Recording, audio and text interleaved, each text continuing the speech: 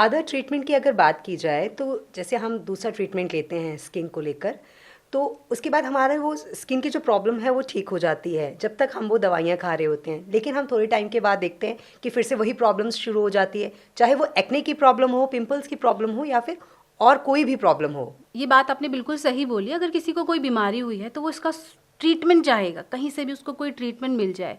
अब किसी ने ये बता दिया कि ये लोशन लगा लो, ये ऑइंटमेंट लगा लो, एक्ने के लिए ये कर लो, सोरियासिस के लिए ये कर लो, विटिलिगो के लिए ये कर लो, और उस सबको करने के बाद क्या इफेक्ट आता है। अब ये सब उन्होंने कर तो लिया, उन्हें नहीं पता कि उनकी बीमारी धीरे धीरे जो है सप्रेस होती चली जा रही है।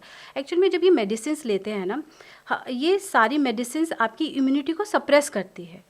आपकी वाइटल एनर्जी, आपके जो बॉडी को सही करने वाला मैकेनिज्म होता है जो कि इम्यूनिटी मेंटेन रखती है आपकी बॉडी के अंदर, कि किस तरह से आपकी बॉडी की रिकवरी करनी है, उसको पहले ही दवा दिया जाता है। Because you are taking so many medicine, steroidal drugs ले रहे हैं आप, स्किन में दी जाती है, ये जनरली दी जाती है। एंटीबायोटिक्स देते हैं थोड़े टाइम के लिए, स्टेरॉइडल ड्रग्स देते हैं, तो आपकी इम्यूनिटी को पहले ही सप्रेस कर देता है। तो आपका इंटरनल ऑर्गन्स तो डिस्ट्रॉय होते ही है, और ऊपर से आपको लगता है कि आपकी स्किन ठीक हो गई है। थोड़े दिन के बाद जब लिवर डिसऑर्डर्स हो जाते हैं और किडनी पे इसका इफेक्ट पड़ता है, तब आपको रियलाइज भी नहीं होता। बट कोई लॉजिकल डॉक्टर होगा तो वो आपको बताएगा कि आपने वो वाला ट्रीटमेंट लिया था, उसकी वजह से ये इफेक्ट आया। देखिए, हर एक कॉज के पीछे एक इफेक्ट तो होगा ही, और होम्योपैथी हमेशा कॉज के ऊपर जाते हैं।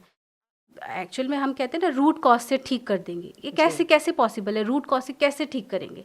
जब आप किसी डॉक्टर के पास जाएंगे, स्पेशली क्लासिकल होम्योपैथ्स के पास जाएंगे, वो हर डिसीज़ के पीछे कॉज ढूंढते हैं। कॉज का फाइंड करना दो तरह से इम्पॉर्टेंट होता है, पेशेंट के लिए भी और डॉक्टर के लिए भी।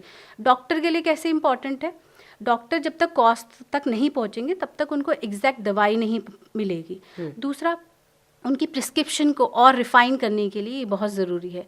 सेकेंडली, पेशेंट को बताना बहुत ज़रूरी है, बिकॉज ये कॉज जो होते हैं एक मेंटेनिंग कॉज होता है। अभी कॉज के बारे में अगर हम डिस्कस करें तो किसी भी बीमारी के बहुत सारे कॉज हो सकते हैं, जिसमें कि एक फिजिकल कॉज हो गया जो कि इन्वायरमेंटल फैक्टर हो गए।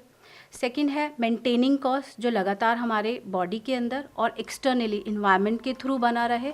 और थर्डली होता है हमारे स्ट्रेस लेवल क्या है, इमोशनल लेवल क्या है, सेंसिटिविटी क्या है, रिएक्शन के अगेंस्ट हमारी सेंसिटिविटी क्या है बॉडी का।